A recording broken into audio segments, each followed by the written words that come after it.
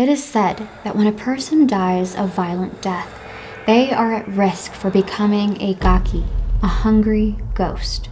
After the tsunami hit the Tohoku region of Japan, 450,000 people were displaced. Among the rubble, they heard disembodied voices weeping and moaning into the night. Over 19,000 were dead. That's when it started, and that's when they saw them. This is a cautionary tale reminding you to always respect the dead. Let's dive into this in story form.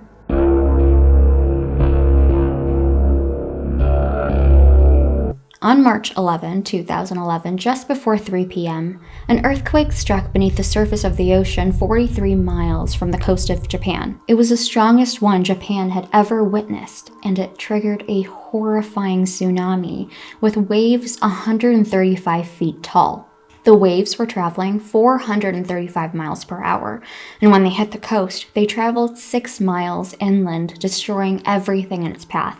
450,000 people were displaced, and over 19,000 lost their lives. Minutes before the destruction, a father of 2, Shinichi Yamada, grabbed a few of his things from his home, grabbed his children, got into the car, and drove away as far as he could.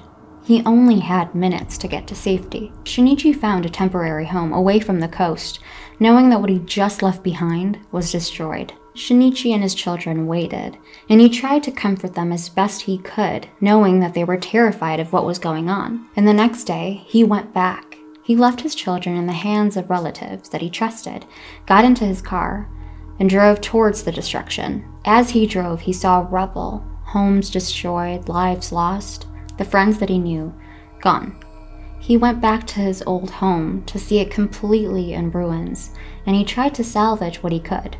In the rubble around him, he saw 2 Buddhist statues, and he saw that as a good sign, symbolizing a start of a new life, one that he had to rebuild with his 2 children. There wasn't much he could bring back to the home he and his children were staying in, so he packed the 2 statues in his car, and then he drove back. When he arrived, he placed the statues on a shelf and carried on with life.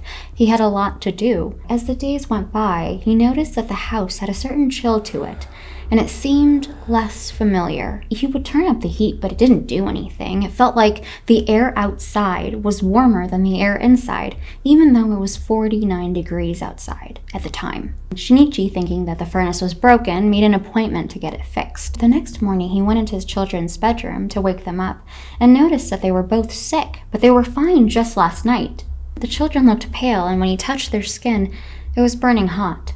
The sickness came on suddenly as if a switch was flipped. His children couldn't eat, couldn't sleep, couldn't do anything, as if something was preventing them. That same night, after putting the children to bed, hoping that the medicine he gave them would work, he went to bed wrapped in several blankets. The house always seemed cold, and in the middle of the night, Shinichi woke up suddenly to the feeling of something pressing on his chest.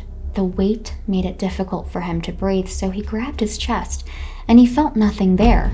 The weight became heavier and heavier until he was gasping for air, and then the weight shifted as if invisible feet just walked across his chest. He didn't go back to sleep that night, and when morning came, he got out of bed and went into the kitchen to get a glass of water, and noticed that all the cabinets were open. He knew that he didn't leave them open, and his children couldn't even reach them. Then out of the corner of his eye, he saw the bathroom door slowly swing open by itself. He grabbed his phone and called his cousin, who gave him the number to Kansho Aizawa, a very well-known exorcist in her 50s. She was already helping families who were being haunted by spirits after the tsunami.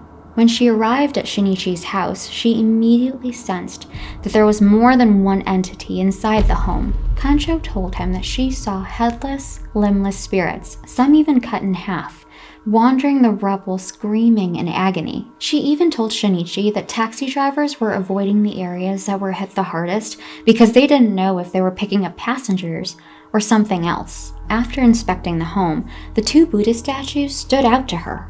She picked them up and sensed that something was attached to them, and when she told Shinichi, he was horrified. He brought them inside the home. Kansho tells him that in order to solve the problem, he needed to build the statues a shrine to show them respect. So he did just that.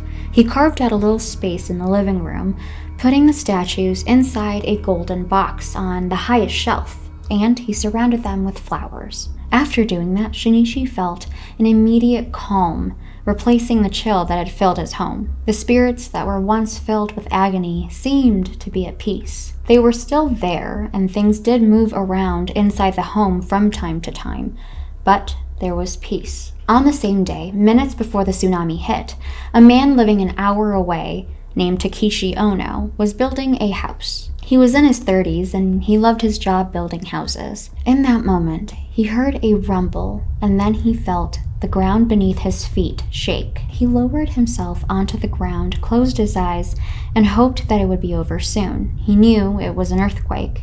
After the ground stopped shaking, he quickly got into his car and drove back home to make sure that his family was okay. On the drive home, he saw a few light poles toppled over, he saw some garden walls that had crumbled, and no traffic lights were working. Things weren't too badly damaged. Once home, Takeshi, his wife, and his widowed mother started using camping gear to wait things out because the electricity was out. After the power came back on, the TV lit up, and Takeshi saw images of destruction, lost lives, and the places he went to as a child, all gone and only an hour away. He couldn't believe his eyes, and he had no idea about the extent of how many people's lives were affected by the tsunami. No one around him, including himself, was affected by it tremendously. He had a home, he had heat, he had electricity. 10 days later, Takeshi and his wife, along with his mother, decided to drive over the mountain pass to see what the tsunami had done to the coastal region. Since they were far from it and had no idea how much damage was done, Takeshi was in good spirits, as if they were going sightseeing. Takeshi drove, and the reality didn't hit until he saw emergency vehicles, military trucks, and before long, they were in the destruction zone. It looked apocalyptic. Debris and rubble was everywhere. Fallen buildings, destroyed homes. It looked as if the earth had swallowed only part of the coast clean. Miles away, nothing was touched. Takeshi felt like he was on another planet. Nothing looked familiar to him. After some time, the three got back into their car and headed home and had dinner as usual. Takeshi had a few pints of beer, and in the middle of dinner, a strange feeling of loneliness filled him. After they all finished eating, Takeshi took out his phone and started calling his friends. His wife thought that was a little strange. He dialed one friend after another, and for some reason, he felt like the loneliest man in the world. Takeshi knew that he had no reason to feel that way, so he went to bed. The next day, he woke up to an empty house. His wife was at work and his mother was out shopping. He didn't do much and decided to have a lazy day and moseyed around the house. When his mother came home, she didn't look happy and even refused to look at him. When Takeshi tried to talk to her, she left the room. He thought maybe she was in a mood. But that evening, when his wife returned home from work, she was the exact same way. "Is something wrong?" Takeshi asked. His wife turned around to look at him. There was fear in her eyes. "I want a divorce." Hearing those words made him panic. What? What did I do? What his wife and mother tell him next made his head spin. It turns out Takeshi didn't remember much about last night. After calling his friends in front of his wife and mother, Takeshi got down on all fours, and his wife and mother, thinking that he was joking, started laughing nervously, until he looked up at them. "You must die. Everyone must die," he said. The two were taken aback, shocked even at what they heard and what they were seeing Takeshi do. Takeshi then ran out of the house onto the dirt field that was damp and muddy because it just rained, and then he started rolling around in the mud. He got back up and started screaming, "They're all over there. I'm coming to you. I'm crossing to the other side." Takeshi's wife ran over to him, scared but fearing for her husband, grabbed a hold of his arm, and with some struggle, pulled him back inside the house. His body began to move restlessly as he howled at the top of his lungs, and this continued all night until he tired himself out and fell asleep at 5 a.m. And when he woke up, he had no recollection of this. After a few days, Takeshi saw figures approach his house covered in mud. They would just stop in front of the house and stare at him through the window. Takeshi was confused, but he wasn't scared. The next night, something had taken over him again, but this time, he picked up a knife from the kitchen counter and walked into the living room where his wife and mother sat. He started waving the knife around, yelling and screaming, "They must die." Again, Takeshi did not remember doing this when his wife told him, and he pleaded with her to stay, and that he would seek help. Takeshi was notified about Reverend Kanata, who was a chief priest at a Zen temple in an inland town of Kurihara. When Takeshi went to go see him, he felt disgust looking at the Reverend. Even being around him made him want to leave. His wife had told the Reverend that they went to the disaster zone, and when the Reverend looked at Takeshi, he saw how tired he was. Something was taking over him. The Reverend took Takeshi's hand and led him into the temple. He started to beat the temple drum as Takeshi sat down on the floor. Then the Reverend chanted the Heart Sutra, and just then, Takeshi's hands started floating up into the air towards the ceiling.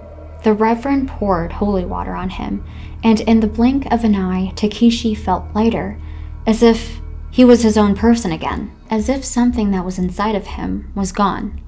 The Reverend told Takeshi that he did not visit the devastated area with respect, that the spirits were punishing him, not only human spirits, but that of animals as well. He told Takeshi that he was not the first person that needed his help.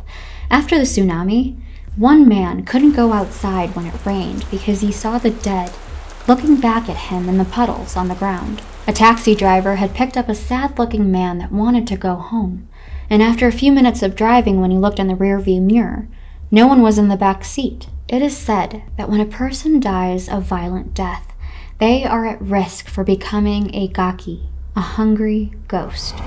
A gaki experiences suffering greater than any human can imagine. A special ceremony has to be conducted like Reverend Kanata performed to ease their suffering so they can pass on. If you liked this video, please give it a thumbs up or maybe even subscribe, and I'll see you in the next one.